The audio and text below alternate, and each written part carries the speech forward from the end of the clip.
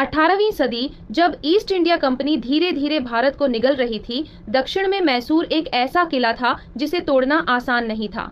हैदर अली और उनके बेटे टीपू सुल्तान ने 4 बड़े युद्धों में अंग्रेजों को खुली चुनौती दी, लेकिन जो चीज इन युद्धों को सबसे अलग बनाती है वो है टीपू सुल्तान की रॉकेट फौज।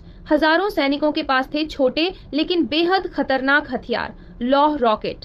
धातु की नली में बारूद भरकर उसे बांस या तलवार से जोड़ा जाता था।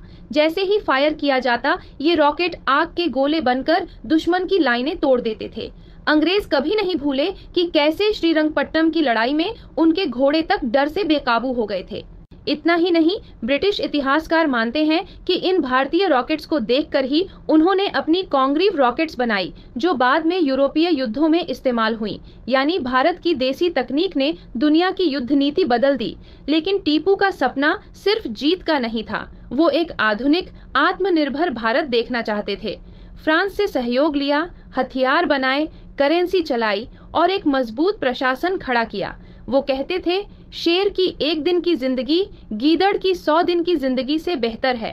1799 में टीपू सुल्तान युद्ध में मारे गए, लेकिन उनके रॉकेट नहीं। वो ब्रिटिश संग्रहालयों में अब भी रखे हैं और हर बार जब कोई उन्हें देखता है, इतिहास ये फुसफुसाता है कि भारत सिर्फ गुलामों की जमीन नहीं थी, वो रॉकेट उड़ाने वालों की धरती भी थी।